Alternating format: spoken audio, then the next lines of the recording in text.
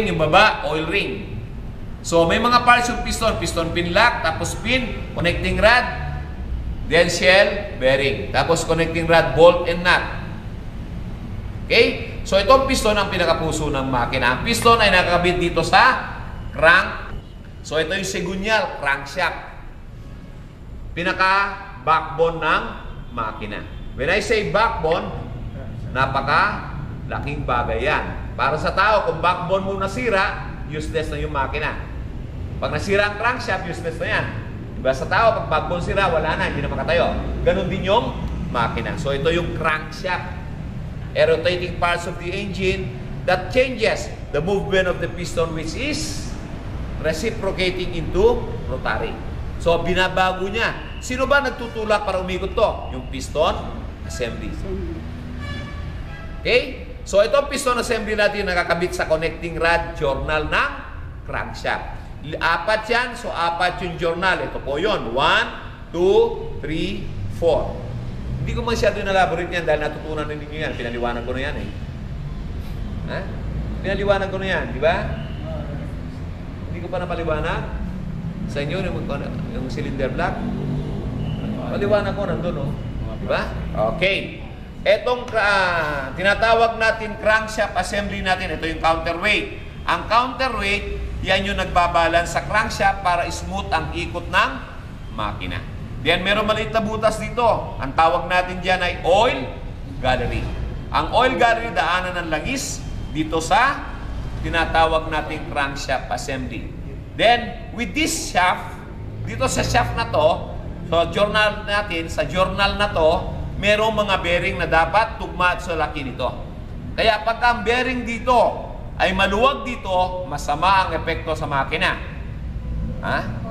Okay, masama ang epekto sa makina. Kaya pagka nagbukas ang makina at nakita mo yung bearing nito ay lumabas sa yung tanso, ibig sabihin yan, palitin yan. At the same time, siguro nakiki-reface na yung journal.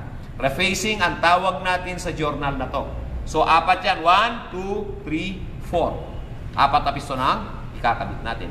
Now, itong tornilyo pag nakakabit dito, kailangan ang torque wrench. Iligpitan natin, parehas po ang higpit niya. Okay? Using a torque wrench. Now, meron naman ang humahawak dito na tinatawag natin main cap. Pag kinabit natin itong crankshaft dito sa cylinder block, kailangan hawakan nitong cap na to. Okay, sa cap, makita mo may mga bearing. Di ba? May mga bearing. Shell bearing ang tawag natin. Bearing. Now, yung bearing na yan, kailangan perfect yan. Around 0.001 to 0.002. So, pag kinabit mo to, inilagay mo dyan, higpitan mo yung tornilyo ritong 10 sa tamang higpit. Pag yan ay 60, lahat yan ay 60. Kaya lang ganito po ang style. Katulad din dito. Pag kinabit mo to, higpitan mo dyan, parehas din dyan ha, ang style. Pag kinabit mo dyan, lagay mo higpit mo siguro dito, 10 muna. Pag 10, pipihitin mo yung flywheel ng crankshaft para umikot ang crankshaft. Pero kapag yan ay higpitan mo ng diretso, hindi ho pwede ganon. Dahil hindi mo na mapihit yan. So, unti-unti ang higpit, pero after na magpit ka, iikutin mo ang crankshaft. Okay, ganun po ang gagawin natin. Hindi ho basta higpitan yan. Okay, now, kailangan alam mo kung saan ang front ito. Katulad yan, eh, dito ang front, yun ang rear. Sa rear ng crankshaft, meron tayo tinatawag na flywheel. Ang flywheel ay nakakabit dito sa pulley ay sa flywheel end ng crankshaft. Ang dulo naman nito, ang nakakabit ay pulley. Pulley end ang tawag dito. At ito naman yung crankshaft gear.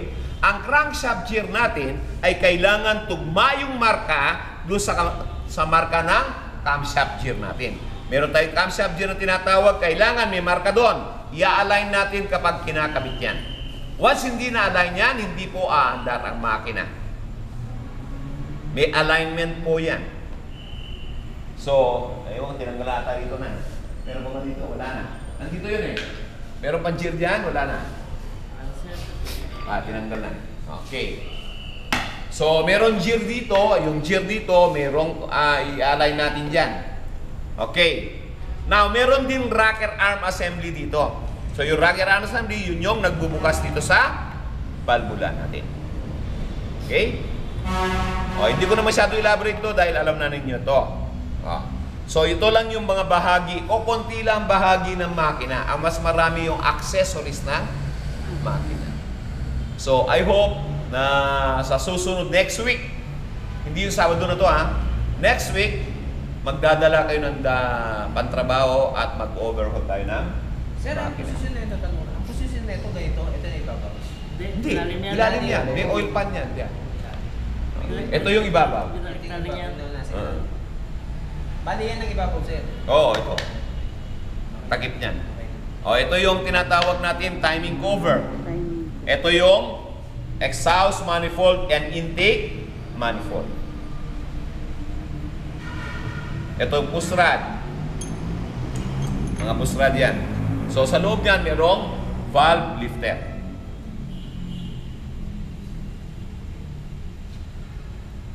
Okay, may tatanong? Sir, dun sa ano, yung apat na... Ayoko nga. Ay, Sir, sarap yung nagtawa ka. Piston ba ang tawag doon? Piston. Sir, di ba dapat magkakaano yan? Sabi magka... Magkakasunod-sunod. Ayun. Pag halimbawa may sira yung isa. Piston ring, piston rod.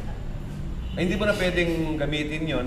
Pag pinalitan mo ang isa, kailangan palitan mo rin yung tatlo kasi hindi ka makabili ng isa nito. Set yan. Pag nasira ang isa nito, you have to buy one set. Gano'n, sir? Yun ang hindi ko alam. Depende sa klase ng sasakyan. Pero meron ka rin mabibili na isang piraso nito sa junk shop. Kung meron nasirang makina doon at parehas ang size, pwede. Pero kapag yun ay hindi, wala ka, maghahanap ka sa junk shop. O sa auto supply na yung mga titinda ng second hand na makina. Surplus. Meron may bibili. Why not? Kaya lang, swertehan lang kung meron. Kung wala, talagang bibili ka ng Bago. brand new. Pero mas I prefer na bumili ng brand new kasi yung brand new, matagal gamitin. Kung mamaya nabili mo yon, pagkatapos sandali lang pala bumigay rin kasi second hand lang. Hindi useless lang yung pera niya. Sir, paano Ganyan ba na pala malalaman kung ano yung original from China? Ano naman makina ito? 3K. Anong, 3K din. paano mo malalaman? Tinatanong ko, original ba to? Pag sinabi original, niniwala ako, original.